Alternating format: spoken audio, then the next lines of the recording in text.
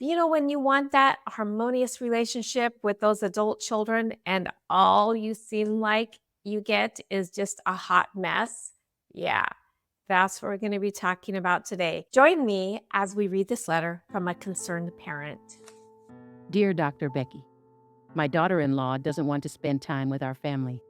She has said a lot of hurtful things to me, and it's driven a wedge between me and my son. How can I repair this relationship? Thank you so much for writing in. It's wonderful to see that you really have a desire to repair that relationship, and that is such a positive first step.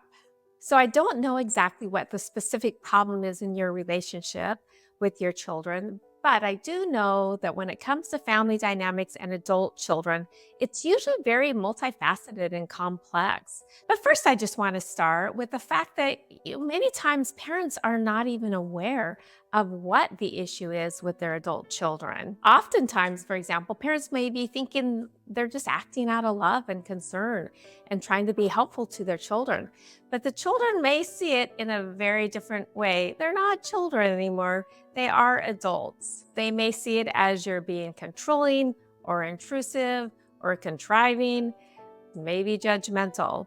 Consider, has there been words or actions that might have been interpreted as negative? If you really don't know, then guess what? You got to ask. Even if maybe there was no intention, it's still important to validate other people's feelings and then apologize. We also recognize that it might not be you at all. It may be a whole gamut of other possibilities that could occur.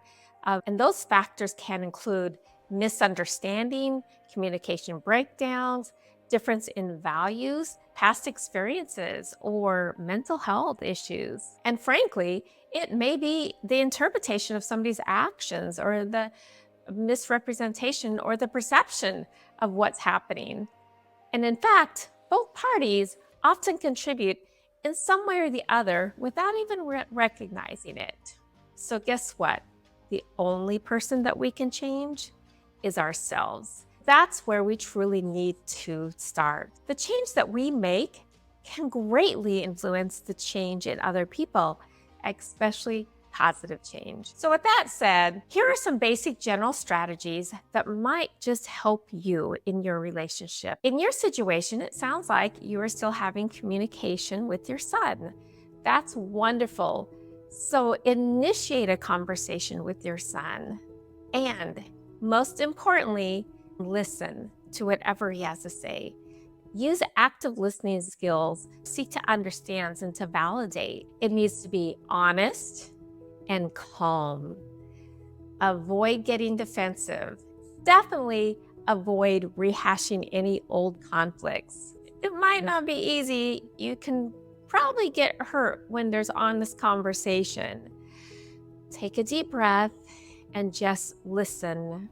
If they ask you to keep a certain boundary, respect that boundary, even if you don't agree with it.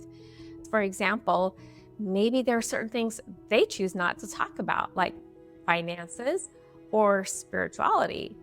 It might also be about raising children because maybe you have different views and perspectives than they do, and they disagree. As you respect their boundaries, they will start to trust you. And trust is very key in this relationship. This isn't easy, so be patient. Remember, you're changing how you interact with them and approach them.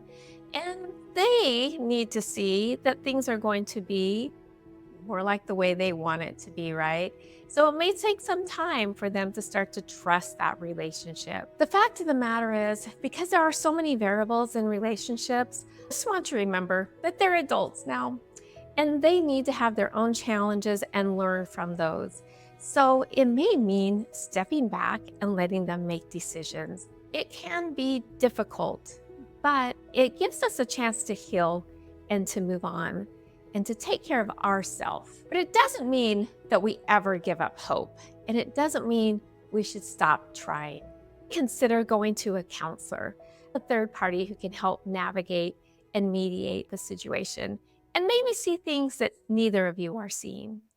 Just remember that every relationship is unique and different. And there is no one size fits all solutions. However, as we talked about, approaching the situation with empathy and understanding and non-judgment and a genuine desire to improve and to heal that relationship can go a long ways. Thank you for joining me today. I hope this was helpful. And of course, if it was, hit subscribe, leave a comment, and don't forget to write into deardrbecky.com.